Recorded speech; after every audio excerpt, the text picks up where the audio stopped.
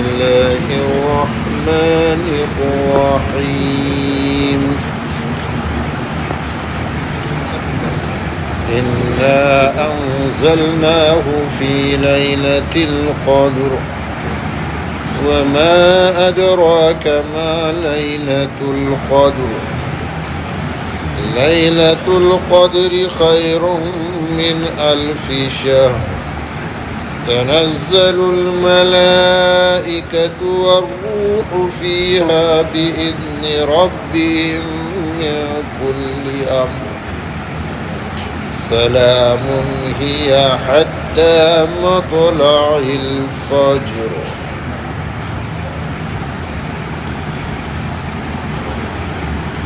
لیلۃ القدر خیر من 1000 شہر. شب قدر 1000 مہینوں سے بہتر ہے. کس اعتبار سے بہتر ہے؟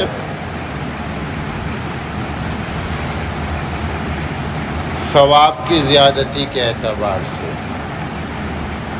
شب قدر میں آدمی ایک نماز ادا کر لے، اس کا ثواب کس اعتبار سے ملے گا؟ وہ اس اعتبار سے ایک رات کی عبادت 83 برس 4 مہینے کے برابر ہے. تو ایک نیکی کو آپ پہلے 10 سے کم ملٹیپلائی کر لیں، پھر اس کو 83 برس 4 مہینے کے ساتھ کرنا ہے صاحب، تو مطلب بے حساب اجر اللہ تبارک و تعالیٰ نے رکھا ہے. اور ایک حدیث میں، یہاں پر بہت ساری حدیثیں آپ کو مل جائیں گی اس عنوان پر. مشہور حدیث ہے من قام لیلۃ القدر غفر له ما تقدم من ذنبه. بعض روایت میں ایمان و احتسامہ آیا ہے، احتسابہ، کہ جو شب قدر میں کھڑا رہا مطلب شب بیداری کی، جاگ کر اللہ کی عبادت کیا. اس میں 2 شرطیں ہیں، یہ ایک ایمان اور ایک احتساب، اور ہر نیکی میں یہ 2 شرط ملحوظ ہے. ایمان کا مطلب یقین سمجھتے ہیں، عمل پر ثواب کب ملے گا؟ ضابطے کے طور پر سمجھیے، رول، عمل پر ثواب تب ملے گا جب آدمی اس یقین کے ساتھ عمل کرے گا. میں نماز تو پڑھ لیا،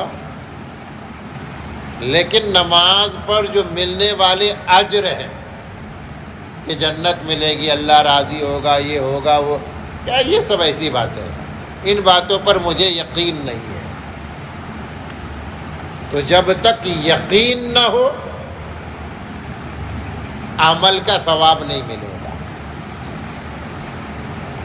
اور آج کل تو سائیکولوجی میں یہ کہا جاتا ہے، آدمی کھانا کھا رہا ہو اور اس یقین کے ساتھ نہ کھائے کہ یہ ہضم نہیں ہوگا، یہ اچھا نہیں ہے، تو اچھا کھانا بھی اس کے بدن کا حصہ نہیں بنتا ہے.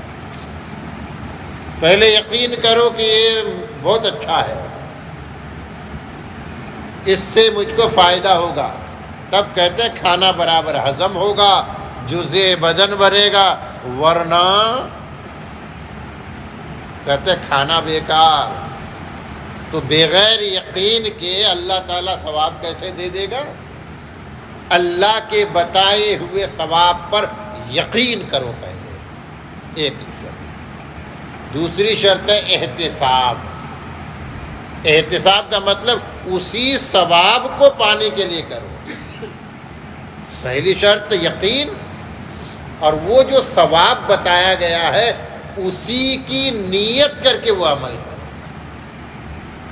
ثواب تو ہے، ٹھیک، بہت ثواب ہے، لیکن میں ثواب کے لیے نہیں کر رہا ہوں، میں ثواب کے لیے نہیں کر رہا ہوں، کسی اور کے لیے کر رہا ہوں. یہاں پر مجھے ایک واقعہ یاد آ گیا. پہلے کچھ دنوں میں یہاں سے پہلے تھا تلوجہ، پھر وہ مومرا میں آیا کرتا تھا تفسیر وغیرہ کرنے کے لیے. تو وہاں مدرسہ بھی تھا، تو ایک مولانا صاحب تھے بڑے دبلے پتلے. تو کچھ بات ہو گئی تو ایک صاحب کہنے لگے، شاید تنخواہ وغیرہ کی بات تھی، تو وہ کہنے لگے بھائی یہ تو ثواب کا کام ہے. تو برجستہ سب کے سامنے کہتے ثواب کمانا تھا تو یہی کام میں گھر میں کرتا، یہاں ثواب کمانے کے لیے نہیں آیا ہوں میں، یہاں تو میں روزی کمانے کے لیے آیا. تو اگر یہی کام میں کر جیسے میں تفسیر کر رہا ہوں، اللہ تعالیٰ اس کو ہمارے لیے ذخیرِ آخرت بنائے، ثواب دے بنائے. میری نیت ظاہر ہے کہ تعلیم قرآن سیکھنا اور سکھانا بار بار بات آئی ہے، کتنا بڑا کام ہے. لیکن اگر میری نیت اور ارادہ صرف روزی ہے، روٹی کمانا ہے، تو ظاہر ہے کہ وہ ثواب تو ملے گا نہیں. اللہ تعالیٰ ہمیں اپنی نیتوں کی حفاظت کی توفیق عطا فرمائے. اللہ اللہ. تو فرمایا دو شرطیں ہوتی ہے عمل کی مقبولیت کی، ثواب پر یقین اور اسی ثواب کا لالچ. اللہ تعالیٰ نے فرمایا غفر لہ ما تقدم من ذنبہ، اس کے پچھلی زندگی میں جو بھی گناہ ہوئے سارے معاف. اور پھر اللہ تعالیٰ کی نوازشوں کا کیا حال ہے. اللہ اللہ. پوری رات جاگنا، جاگ کر عبادت کرنا. صرف جاگنا نہیں ہے، قیام رمضان کا مطلب جاگنا نہیں ہے. قیام رمضان کا مطلب جاگ کر عبادت کرنا ہے، اور پوری رات عبادت میں اپنے آپ کو لگانا کھپانا آسان تو نہیں ہوتا. کہا ایک رات کا معاملہ ہے تو کہے چلے گا ایک رات ٹھیک ہے، لیکن ہم جیسے کمزور طبیعت والوں پر وہ ایک رات بھی بھاری ہے. تو حدیث میں حضور اکرم صلی اللہ علیہ وسلم نے صاف فرمایا کہ جس نے عشاء کی نماز جماعت کے ساتھ ادا کیا، یوں سمجھو کہ آدھی رات کا جاگنا ہو گیا. اور جس نے بیدار ہو کر فجر کی نماز جماعت کے ساتھ ادا کر لیا، دوسرا نصف اخیر بھی جاگ کر ہو گیا. پوری رات جاگ کر عبادت کرنے کا ثواب مل گیا. یہ ہے شب قدر. حضور اکرم. اور پھر یہاں پر حضرت عائشہ کی روایت بھی وہ سامنے رکھ لیجیے. حضرت عائشہ، صحابہ تو کہتے ہیں نا وہ ثواب کے بڑے لالچی تھے. حضرت عائشہ نے پوچھا اس رات کو جو اتنی بڑی رات ہے میں اللہ تعالیٰ سے کیا مانگوں، کوئی خاص دعا بتا دیجئے. تو حضور اکرم صلی اللہ علیہ وسلم نے پھر وہ دعا بتائی، اللہم انک عفو تحب العفو فاعف عنی. بس یہی الفاظ ثابت ہے دعا میں، حالانکہ آگے پیچھے الفاظ بڑھائے جاتے لیکن ثابت یہ ہے، اے میرے اللہ انک عفو، بے شک تو معاف کرنے والا ہے، تحب العفو، معاف کرنے کو پسند کرتا ہے، فاعف عنی، اللہ مجھے معاف فرما دے. یہ دعا کیا بتاتی ہے؟ وہی تواضع اور عاجزی انکساری بتاتی ہے کہ یا اللہ سب دعا کر رہے ہیں، سب عبادت کر رہے ہیں، مجھ سے تو ہو ہی نہیں رہا ہے، اے اللہ مجھے معاف کر دینا. اب اللہ تبارک و تعالیٰ اس ماحول میں یہ تھوڑے نہ فرمائے گا کہ نہیں معاف نہیں کروں گا. جبکہ اس رات میں اللہ تعالیٰ کہتے ہیں غروب شمس کے ساتھ ہی پہلے آسمان پر نزول فرما لیتا ہے، پہلے آسمان پہ آ جاتا ہے. کیسے آتا ہے؟ جیسا اللہ کی شان ہے، ورنہ اللہ کا آنا جانا تھوڑے نہ بہت ہے، اللہ کا جسم تھوڑے نہ ہے کہ اللہ اپنے جسم کے ساتھ آیا پھر گیا. لیکن حدیث میں آتا ہے کہ اللہ کا نزول ہوتا ہے پہلے آسمان پہ، اور دنوں میں تو ہوتا ہے سحر کے وقت جو رات کا آخری پہر ہے، لیکن شب قدر میں غروب کے ساتھ ہی نزول فرما لیتا ہے. اور دنوں میں تو اللہ سے مانگنا پڑتا ہے کہ اللہ دے دینا، ادھر ہاتھ بڑھایا جاتا ہے پہلے، لیکن شب قدر میں اعلان پہلے ہوتا ہے جس کو لینا ہے آ جاؤ آ جاؤ آ جاؤ آ جاؤ۔ اب جو اس کے ساتھ موافقت کرتا ہے، دینے والا دینے کے لیے ریڈی ہے، خزانے پر اس کا ہاتھ لگا ہے، اور اسی وقت آدمی ہاتھ بڑھا دے تو آسانی سے مل جاتا ہے نا۔ موقع موقع کی بات ہوتی ہے، موقع کی بڑی اہمیت ہے کہ آپ نے کب مانگا، کیا مانگا۔ تو ایسے ماحول میں جب اللہ سے معافی مانگیں گے تو یقیناً اللہ تو معاف کر ہی دے گا، بلکہ اس دن تو اللہ اس سے زیادہ دینے پر راضی ہے۔ لو کیا چاہیے؟ اب سامنے والا کہے بس آپ مجھے معاف کر دیں، یار معاف تو کر ہی دیا، اس کے علاوہ کچھ مانگ۔ اور بندہ مانگتا ہے، وہ مائل بکرم ہے، تو مانگ لے اور مانگنے والے کو مل جاتا ہے۔ تو لیلۃ القدر خیر من الف شہر۔ اور یہاں پر ایک اور روایت یاد آتی ہے، وہ عام روایت ہے لیکن یہ جو ثواب کی زیادتی ہے نا، اس کو بہت اچھی طرح وہ حدیث سمجھاتی ہے کہ کسی نے مزدور رکھا، بھائی آج میرے گھر کا کام ہے، کون مزدوری کرے گا؟ اس کے شفٹ متعین کر دیے، پہلی جماعت صبح سے لے کر ظہر تک، دوسری شفٹ رہے گی ظہر سے لے کر عصر تک، اور تیسری جماعت کام کرے گی عصر سے لے کر مغرب تک۔ تو پہلی جماعت یہودیوں کو بلائی گئی، انہوں نے کام کیا، بدلے میں ایک قیرات، قیمت سمجھے مزدوری، ایک قیرات ان کو دے دیا گیا، چونکہ بات ہی ایک قیرات کی ہوئی تھی۔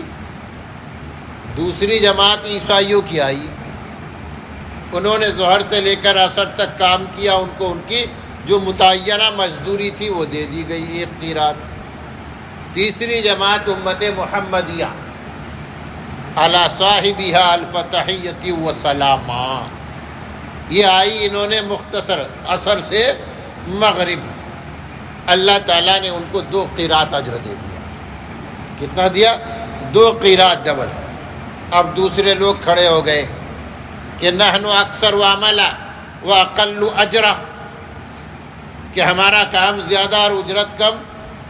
تو اللہ تعالیٰ فرمائے گا جو اجرت طے ہوئی تھی، جو وقت متعین ہوا تھا، اس سے زیادہ تم سے کچھ کرایا گیا، اجرت میں کمی کی گئی کہ نہیں؟ یہ تو ہمارا ہے، کہ ہمارے اوپر ہے، ہمارا اختیار ہے کہ ہم کس کو انعام زیادہ دیتے ہیں۔ تو ہم نے اپنے اختیار سے، اپنے خزانے سے ان کو زیادہ عطا کیا۔ تم کو اس بات پر شک نہیں ہونی چاہیے۔ یہی ہے عطا کی، وہ جو زیادہ کی بات آئی ہے، یہی عطا کی شکل ہے کہ اللہ بہانے بہانے سے بونس بھی عطا کر دیتا ہے۔ کم پر زیادہ تو ملے گا ہی، پھر موقع موقع سے بونس کی شکلیں اللہ نے رکھ دی ہے کہ سال میں یہ اب رات آتی ہے، ہفتے میں یہ دن آئے گا، اس دن تھوڑا زیادہ مل جائے گا، بونس مل جائے گا، اور یہ بونس اللہ تعالیٰ خاص اپنے خزانے سے عطا فرمائے گا۔ لیلۃ القدر خیر من الف شہر۔ اس کے بعد فرمایا تنزل الملائکۃ والروح، یہ رات اتنی بڑی رات ہے کہ اس رات میں فرشتے اترتے ہیں، فرشتے۔ اور یہ فرشتے کیوں اترتے ہیں؟ حدیث میں تو آتا ہے کہ بالش بھر جگہ باقی نہیں رہتی، بلکہ سنگ ریزوں کی طرح آیا ہے ایک روایت میں، جیسے ہر جگہ پتھر پڑے رہتے نا، کنکر، اسی طرح ہر جگہ آپ کو اس دن فرشتے ہی نظر آئے۔ اب سوال یہ ہے کہ فرشتے کیوں اترتے ہیں؟ ایک قول تو یہ ہے، اور یہ قرآن نے کہا ہے بِإِذْنِ رَبِّهِمْ، فرشتے خود نہیں آتے، اللہ تعالیٰ کی طرف سے ان کو حکم ہوتا ہے کہ آج زمین پہ اترو. کیوں زمین پہ کیوں بھیجا جاتا ہے؟ کیونکہ حضرت آدم کے بارے میں جب فرشتوں سے اللہ تعالیٰ نے فرمایا انی جاعل فی الارض خلیفہ، میں زمین میں خلیفہ بنانے والا ہوں، تو فرشتوں کا جو تبصرہ تھا وہ حضرت آدم کے بارے میں، حضرت انسان کے بارے میں کوئی مناسب نہیں تھا نا. پازیٹیو تبصرہ تو نہیں کہہ سکتے آپ، کیونکہ فرشتوں نے کہا اتجعل فیہا من یفسد فیہا ویسفک الدماء، وہ تو زمین میں فساد بھی کریں گے، خون بھی بہائیں گے، عبادت کرنے کے لیے تو ہم ہیں، تو ہماری ہوتے ہوئے کسی اور کو پیدا کرنے کی ضرورت کیا ہے؟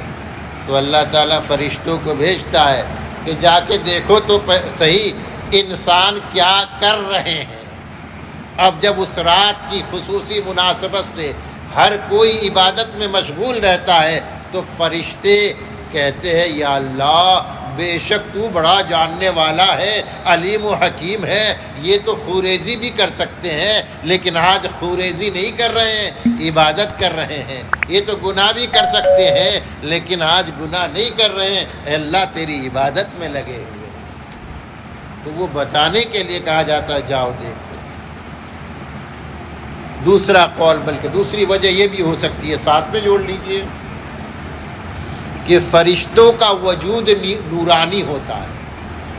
فرشتے سراپا نور ہوتے ہیں. فرشتے کس سے بنے ہیں؟ نور سے. جیسے آگ ہے تو آگ کی اپنی تاثیر ہے حرارت. آگ کی اپنی تاثیر کیا ہے؟ حرارت. تو نور کی اپنی تاثیر ہے نورانیت. نورانیت اور حرارت میں فرق سمجھنا ہو تو سورج کی حرارت اور چاند کا چاندنا دیکھ لیجیے. چاند میں بھی روشنی ہے لیکن حرارت نہیں ہے، گرمی نہیں ہے. تو نور میں بھی روشنی ہے جیسے آگ میں ہے لیکن حرارت کا فرق ہے. تو فرشتوں میں نورانیت ہوتی ہے. اسی لیے کہا جاتا ہے نا کہ مسجد کے ماحول میں آ کر آدمی ایک الگ ماحول کا احساس کرتا ہے، اس کی فیلنگ بدلتی ہے. جس کو بالکل سردی لگی ہوئی ہو، ناک بالکل بند ہے، مشک عنبر بھی سنگھاؤں گے تو اسے فیل نہیں ہوگا. یہ ان لوگوں کی بات کہی جا رہی ہے جس کو نزلہ وغیرہ نہیں ہے، گناہوں سے پورے طور پر آلودہ نہیں ہے. ایسے اچھے لوگ جب مارکیٹ میں جاتے ہیں تو ان کی فیلنگ کچھ اور ہوتی ہے، اور مسجد میں آتے ہیں تو ان کی فیلنگ کچھ اور ہوتی ہے. مسجد دکان میں بیٹھ کر آپ اندازہ کر لیں اللہ اللہ کرنا کتنا مشکل ہوتا ہے. مارکیٹ میں اللہ اللہ کرنا کتنا مشکل ہوتا ہے، اور مسجد میں بیٹھ کر خالی بیٹھنا مشکل ہے. آدمی کہتا ہے کہ جب بیٹھا ہوں تو کچھ پڑھ ہی لیتا ہوں، ہے کہ نہیں؟ تو آسان کیوں ہو گیا؟ کیونکہ فرشتے ہیں، اور فرشتے کے ماحول میں نورانیت ہوتی ہے. نہ چاہے بھی خواہ مخواہ آدمی کچھ کر لیتا ہے. تو اللہ تعالیٰ اس رات میں عبادت کا ماحول بنانے کے لیے فرشتوں کو کثرت کے ساتھ بھیج دیتا ہے کہ جاؤ ماحول بناؤ، نورانیت پیدا کرو، جہاں بھی رہو وہاں کا ماحول نورانی ہونا چاہیے. چنانچہ کیا بات ہو گئی کہ اچانک سارے کبابی شرابی سارے کے سارے ہاتھ میں تسبیح لے کر اللہ اللہ کرنے لگے ہیں. کوئی نفل پڑھ رہا ہے، کچھ کیا کر رہی ہے، کیا ہو گیا؟ کہتے فرشتوں کا ایک ماحول بنا، فرشتوں کی طرف سے ایک ماحول بنا دیا گیا. تو ماحول بنانے کے لیے فرشتوں کا نزول ہوتا ہے.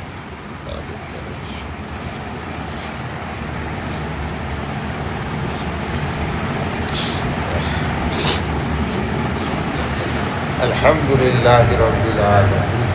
والصلاة والسلام على رسوله النبي الكريم اللهم أنت السلام ومنك السلام تباركت يا ذا الجلال والإكرام ربنا ظلمنا أنفسنا وإن لم تغفر لنا وترحمنا لنكونن من الخاسرين۔ یا اللہ ہمارے گناہ معاف فرما دے، یا اللہ ہماری خطائے لغزشیں معاف فرما دے۔ یا اللہ بے شک ہم تیرے بندے ہیں، تو ہمارا خالق ہے، مالک ہے، آقا ہے۔ یا اللہ ہم بندگی کرے یہی ہماری شان ہے، ہمیں اپنی بندگی کی توفیق عطا فرما۔ اے اللہ ہماری بندگیاں بے حد قبول فرما، اپنی شایان شان بدلا عطا فرما۔ یا اللہ جو کچھ ہم پڑھتے ہیں اس سلسلہ تعلیم و تعلم قرآن کو ہمارے لیے ذخیرہ آخرت بنا دے، ذریعہ نجات بنا دے۔ یا اللہ قبر جنت کا باغ بنے اسی نسبت پر، یا اللہ اسی نسبت پر قرآن کی سفارش ہمیں مل جائے۔ یا اللہ اور یہ سفارش تیری بارگاہ میں قبول ہو جائے۔ یا اللہ اس کی توفیق مرحمت فرما دے۔ یا اللہ بیماریوں سے نجات عطا فرما، بیماریوں سے شفا عطا فرما، جو پریشان حال ہے ان کی پریشانیاں دور فرما۔ سبحان ربک رب العزت عما یصفون وسلام علی المرسلین والحمد للہ۔